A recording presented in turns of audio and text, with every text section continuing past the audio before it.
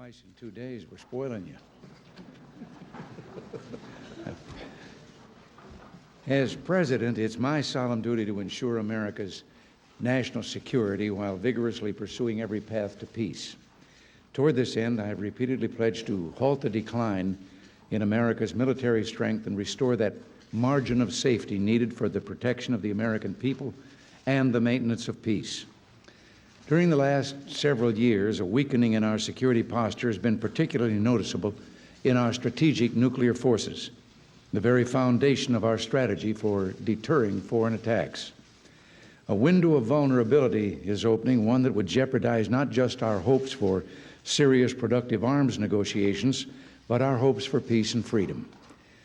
Shortly after taking office, I directed the Secretary of Defense to review our strategy for deterrence and to evaluate the adequacy of the forces now available for carrying out that strategy.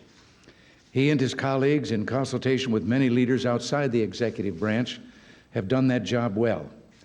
And after one of the most complex, thorough, and carefully conducted processes in memory, I am announcing today a plan to revitalize our strategic forces and maintain America's ability to keep the peace well into the next century.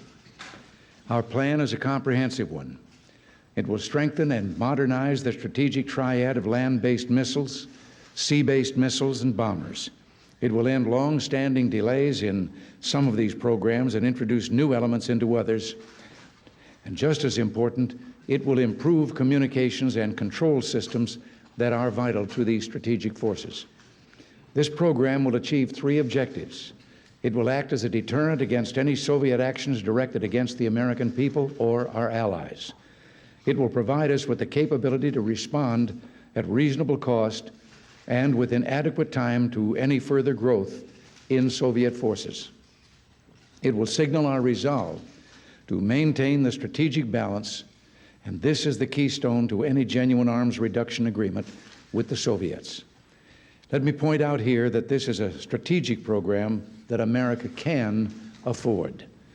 It fits within the revised fiscal guidelines for the Department of Defense that I announced last week. And during the next 5 years, the entire cost of maintaining and rebuilding our strategic forces will take less than 15% of our defense expenditures. This is considerably below the 20% of our defense budget spent on strategic arms during the 1960s, when we constructed many of the forces that exist today.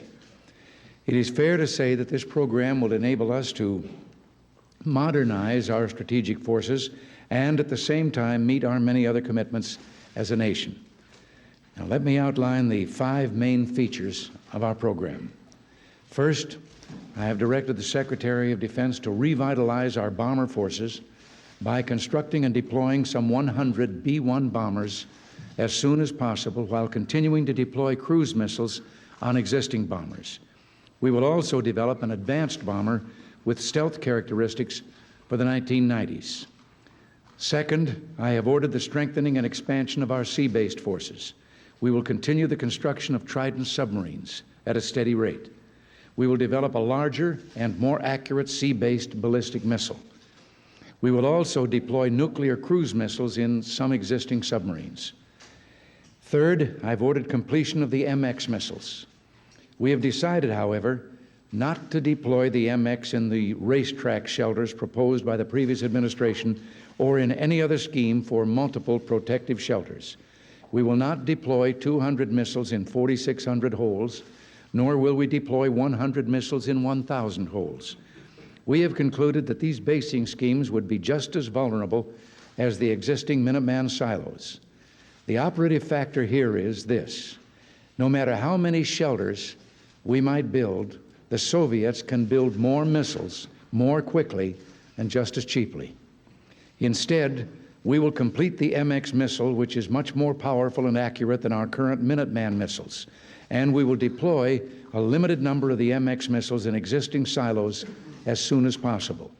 At the same time, we will pursue 3 promising long-term options for basing the MX missile and choose among them by 1984 so that we can proceed promptly with full deployment.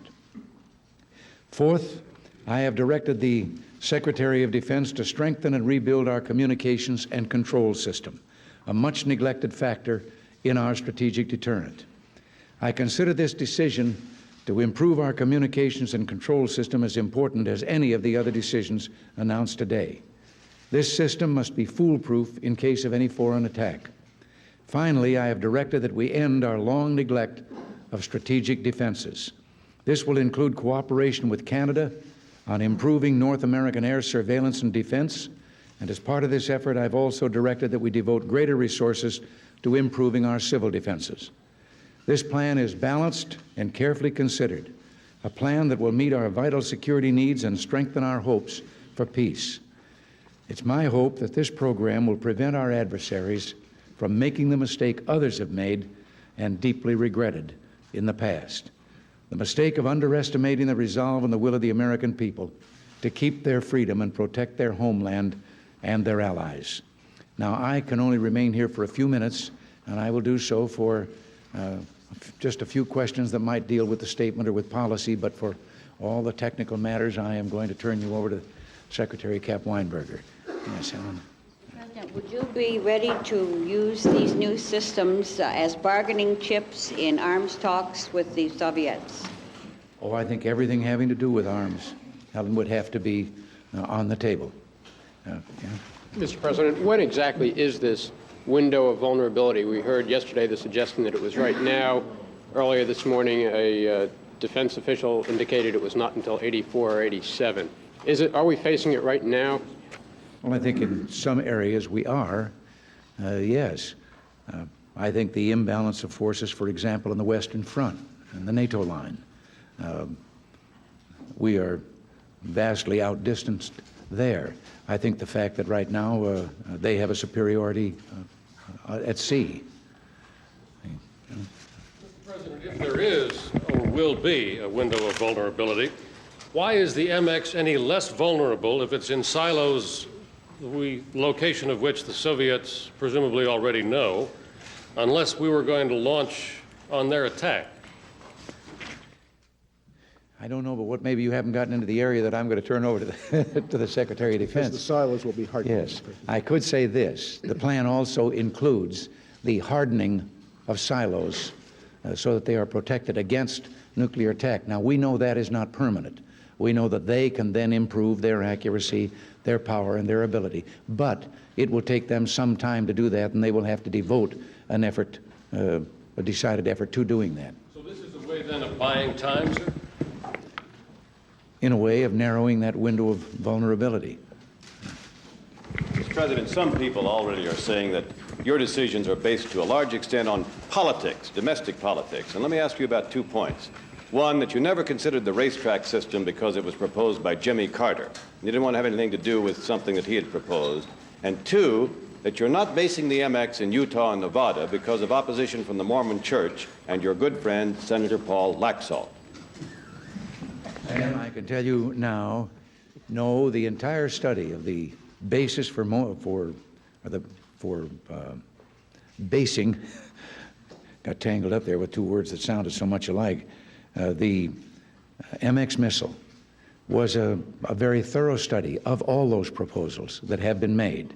And actually, I could refer you to the Towns Commission, their study and their report, that we would not have an invulnerable missile basing by doing that all they would have to do is increase the number of targeted warheads on that particular area and take out the whole area. And while it would force them to build additional missiles, we would be just as vulnerable as we are in the present Minutemen. No. President, your predecessor killed the B-1 manned bomber because he said it couldn't penetrate Soviet air defenses. The Soviets will make a lot of progress in look-down radar between now and 1986. Can you guarantee that a B-1 could penetrate Soviet air defenses? And is it the best plane as a cruise missile launch platform? I think, again, you're getting in. I think that my few minutes are up, and I'm going to turn that question over to Cap. I think I know the answer to it, but I do believe that you are getting into the kind of questions that he is properly. Could you tell us why you decided to build the B-1 as opposed to your predecessor's decision not to build it? Do you think it can penetrate Soviet airspace? We have to have it because between the aging B-52 and the bomber we are developing, the newer bomber. There is too long a time gap in there. It would leave us a very lengthy, vulnerable period. And the B-1 is designed not just to fill that gap, but it will then have a cruise missile carrying capacity later in which it will still be worth the cost of building and worth having. But now I'm going to turn it over to Cap here for the rest of the questions. All right, sir. Thank you. Thank you very much, Mr. President.